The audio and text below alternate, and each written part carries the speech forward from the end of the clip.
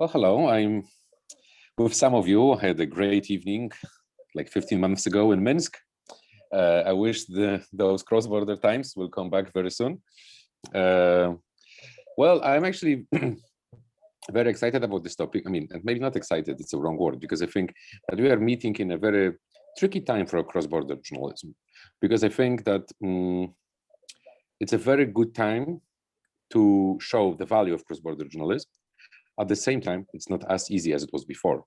But maybe the lack of this easiness is going something which will finally mainstreamize all the methodologies behind the cross-border journalism. Because, you know, the pandemics, they have really narrowed down our views to something which is very tiny and limited, which is our home and the nearest grocery shop and whatever is open. At the same time, you know, looking for the solutions to what we have is very global.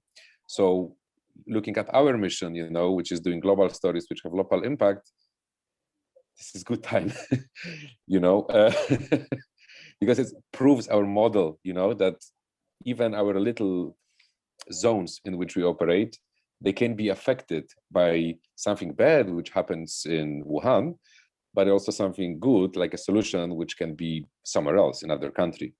So that's this particular, because we as an organization, we try to bring in those stories global to our community, which is smaller than the whole global world, because we are not delivering those stories to the area here. Tricky, and that's something we may discuss as we go, but I just wanted to bring this up because we actually, for the whole week, we brought the whole team, which was a logistical challenge with the PCR tests, flying in, and so on and so on. But we are actually trying to develop models because we decided that we want to travel and that we want to do stories, not also, you know, our own, but also, you know, bringing in other reporters. So we are basically developing models and answering questions like what happens when we hire a reporter in Brazil and that person on the assignment tests positive, you know, who pays for that? You know, what happens with the story? A lot of questions. We decided to do is because we think that specifically right now, journalists have to be in the field, taking into consideration all the possibilities. I will tell you a story, again, an example which really struck me. So last year in August, part of my team was covering the events in Belarus. And it is really hard to obtain a press accreditation for Belarus. And we learned during this reporting that there were a lot of reporters who obtained that press accreditation 2 or 3 months before, and they were from very big media, and they didn't fly in. Why? Because they were part of big media, and those big media are corporations, so they had rules, and Belarus for them was a COVID hazard, so they didn't fly in. And I bring this as an example because I think it's a fascinating problem, because it's not about forcing people to fly and, you know, get a disease, but at the same time, it's a clear example, like, because I think that, you know, the more journalists being there, for example, but, you know, covering other situations like this would be really, really helpful for the story there, for the understanding in other communities and so on and so on. So this is particularly, which I just simply find problematic. And I wanted to bring this up. And this is why I say it's a tricky moment. I find it really fascinating, you know, because I know how hard we fought to obtain the press accreditation, and you know that someone has it. And actually, I mean, the reporters wanted to fly in. They were simply banned by it by 4 levels higher, which I don't have in Outriders. It's not, you know, as I said, but it's something where I would actually welcome, and I encourage the fix or hostwriter to, you know, take it and have a more open debate. You know what I'm saying? It's not about pushing people like, oh, okay, whatever happens, you know, if you have COVID, you know, I had it and I went through, it wasn't pleasant. But I still don't regret that I got it on the reporting assignment and I brought the story home. Anyhow, that's for my opening question. I wanted to take you through 3 projects quickly, which we have done recently. And I will ask the host just to give me the screen sharing permissions. And Jakub, I know you did it on purpose. This is my it's favorite. like always playing with me. Not yet. Not yet. Come on. Wait, where is the Zoom screen? Here, share. Yes, I have it. So first of all, I want to take you with a project which we did which we started in October 2019. This was a moment when Turkish forces invaded northern part of Syria, the so-called Rojava, and we knew a reporter on the ground, a Syrian who also spoke French, Masoud Hamid, and basically immediately, a couple of days after that offensive has begun, we were able to start producing some sorts of stories. But it wasn't what we know exactly as an articles or so, because the only way to communicate with Masoud was we used actually WhatsApp for this. So we were able to do this coverage for up to 3 months. And the coverage literally looked like this, kind of. So we were actually using, he was just, I don't know, WhatsApping with us, texting with us, doing stuff like this. From his notes, because we actually treated them like reporters' notes, we were able then later on to develop short, initially 2-3 podcasts. So we had an editor based in Sri Lanka, which is funny because Lola speaks French and Masoud speaks French and I don't speak French. So she would then do it in English. That would be translated into Polish. And I will read it out as a podcast, as a narrative voice. So here, I mean, and Tina is an expert in all the cross-border methodologies. So here was one reporter, who was the actual producer, but there was 2 editors, and then final production was happening. It was really happening in different countries, different pieces of the cross-border production were happening. So I don't know exactly which model is it, but it allowed us to be one of the first mediums on the ground. It allowed us to support a local journalist. It allowed us to create later on this format, which is very unorthodox if you think about it. It goes on and goes on like this. After 2 weeks, he started to send us more videos. So we were able to actually produce video podcasts. So we started to push it to YouTube. So from this little WhatsApp things, we were able to produce 3 episodes of podcast a week, and at the same time 3 episodes of videos per week, which lasted around 5 or 6 minutes.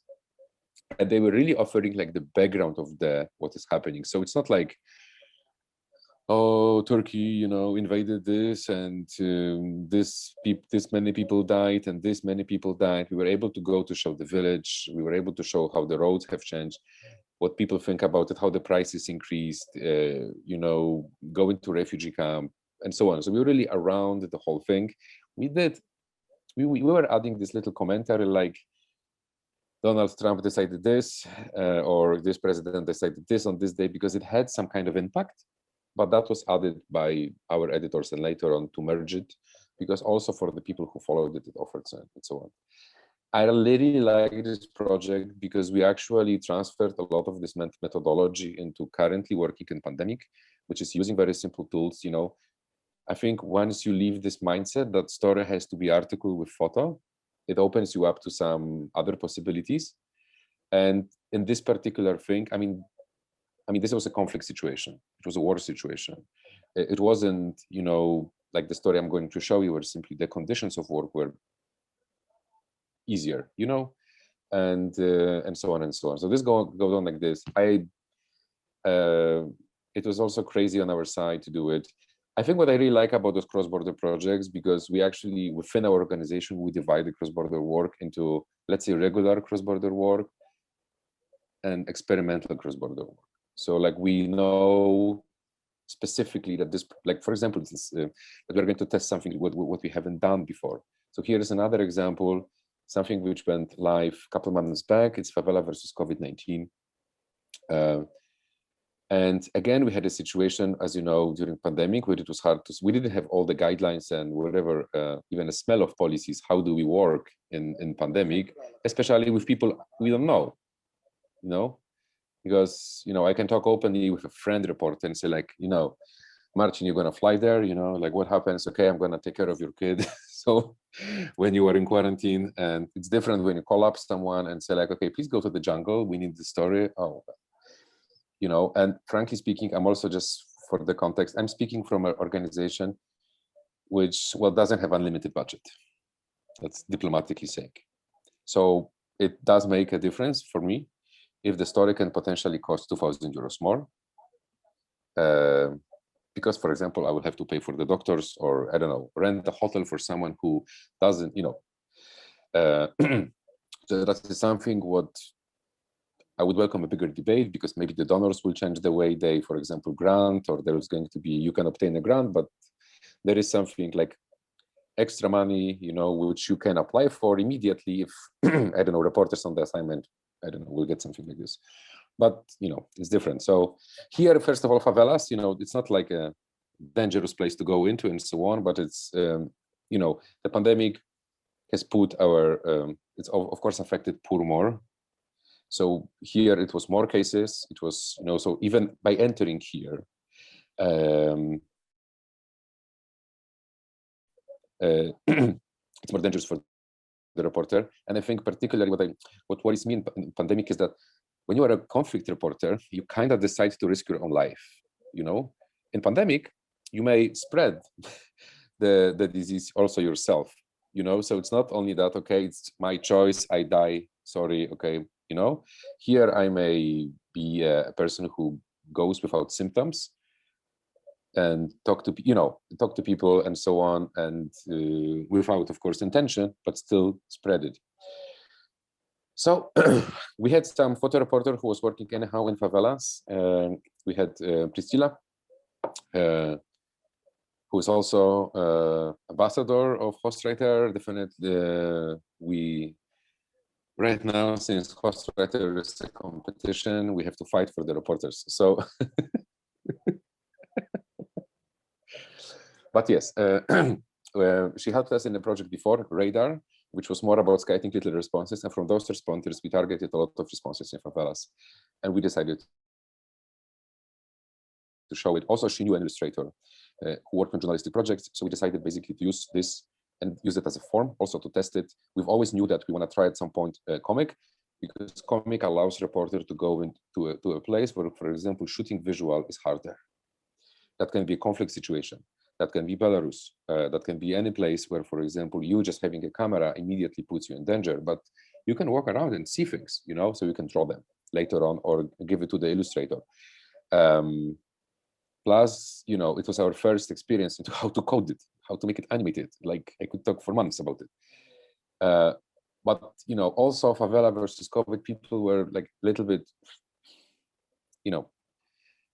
like every story was COVID story. There was there was a moment in media, so we were going through those phases. So going this illustrative way really helped to get attention more, because people were also intrigued by the form.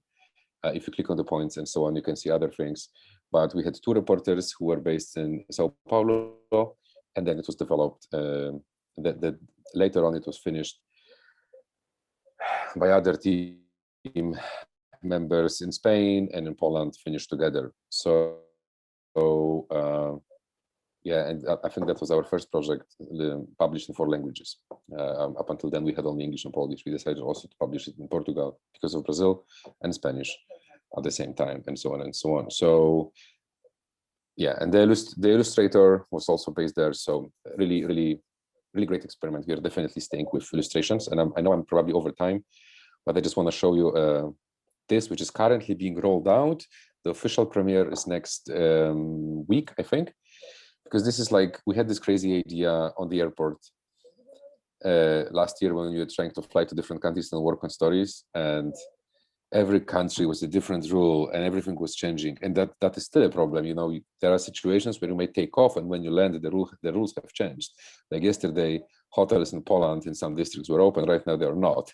I'm actually canceling trip for next week. So this is a game. It's solutions journalism, it's cross-border, it's a game. It's everything. Okay, so the idea here is basically through a game approach. So you have to complete certain tasks, expose you to knowledge. It's a positive rate game. It's basically, so we analyzed, we had a team working, and we had the reporters who were researchers here more. We talked to 8 reporters in different countries who were giving us data on how does the testing look like in different countries. And right now you basically select, okay, let's say what the positive rate is. You can go into a country and you have to basically finalize a scenario here. hold on. Where did I click it wrong? So this is Warsaw, for example, and you start here, and you want to go home or you want to undergo a test. You don't have to undergo a test because there is no obligation. Poland is a paradise. So anyhow, you can do it, and then certain things happen. You can go to PCR. Oh no, in Poland, as my doctor said, in Poland you cannot get COVID after 4 p.m. You have to wait until 7:30 a.m. So those little tricks make a difference, frankly speaking, because I, for example, personally was in this situation, which is I'm actually a role play for this Warsaw character here, because I got my positive test. I mean, I did it, never mind. It was after 4 p.m., which presented itself with a nightmare of problems, and so on and so on. So this is also, again, it was a drone. In Poland, we have people working on this in Uganda, in Uruguay, in Texas, and so on and so on. And again, we wanted to go for this forum because we kind of felt that this is a little bit like a game when you try to understand what you have to do, like when you want to go to a certain country. And so it's not something really set, and the result may be different. So that's basically why I wanted to do it. Again, you can see that it is highly illustrative because that is something what you're playing around with. So if I would like to summarize this opening, right now we are being pushed to the limits, I would say, like with the comic. I really think that we need a lot of cross-border journalists right now. We cannot allow our public debates to become nationalized, because this is what's happening in many, many countries right now. We are being cut out. We are not connecting. People less travel. They don't mix. This is, if it lasts more, I think it's going to be very dangerous and very visible in many societies on the public discourse. And we have to be very aware of it. And this is why I think we really need to think how we can use cross-border to this. And it may be really good time. I don't want to use the word opportunity. I don't think it's a good word for this, but I think it's a really good time. At the same time, it's not like we can go to the airport, fly in, have a team on the ground and do it easily. But there are established networks which already exist. Everybody understands. That's why I say that, this is maybe a time when it all starts to click. Thank you very much. Thank you very much. We have a question from Hendrik, and I actually agree with the question, so I will just go ahead and ask it. How much was the illustrated story? How much was all the drawing? And from me, you mean the money? Yeah. Just we don't know each other, Hendrik. We cannot hear you. Sorry, you are muted. Henrik, you're muted. Unmute. Yeah, I unmute. Well, we can get to know each other. But I really like the illustrations. I was just thinking, is that something that really costs extra, or do you have I can tell you openly. First of all, that story, both game and the comic, were supported by individual grants of $5,000 by Solution Journalist Network. All of that money was spent on reporting, but I think we have added another 5 from our side of our costs, which is our team who is on direct payroll and so on. Also, for example, the comic won the ICFJ award, which is $1,000, and that all money went to the 2 main authors. Everybody else resigned from receiving a cut, and that went to Priscilla and Luis. So they've also got the money from this. I don't want to so I think the illustrations were around $2,500, $3,000 dollars. I think it's modest. It is. Frankly speaking, it's modest. Definitely for a new, different way to cover a story. Definitely, yes. I also had a question about the 4 languages. It also seems, kind of troublesome. How expensive was that? Translating? Well, it's a comic, so the text part, which the thing which you translate, is not that much if you put it into a document. So a lot is told by the visual. This is why it wasn't like translate 60 pages, because that would be then, first of all, time consuming, and B, if you need a good translation, it still costs. So we wanted to do it because, first of all, the authors were really excited and they wanted to share it in their own languages. you know, some of my team members are Spanish speaking, so they also like, please, Jakub, let's do more Spanish, like we will translate it. And it again, we wanted to see basically how it's going to happen, and many people and organizations who supported it shared it later on in their networks. It wasn't much of a hassle. I would say more was extra coding of like speaking. It's not like you go into WordPress and type the text. It's slightly more complicated, at least in the solution we have used for this. And again, it was also developed for Instagram and those 4 languages. So no, that was another thing for the big stories experiment. You know, it's also half of the story is about sharing back to journalism community its findings. So in terms of like, you know, this is what worked, this is what didn't work. So just offering it in more languages makes the story more accessible. It's not about like reaching millions, but there's a lot of Spanish journalists who doesn't speak any other language. So this really reaches also them through this. So it's like serendipity, I would say. We always translate for serendipity. Great. Thank you very much. That sounds very cool.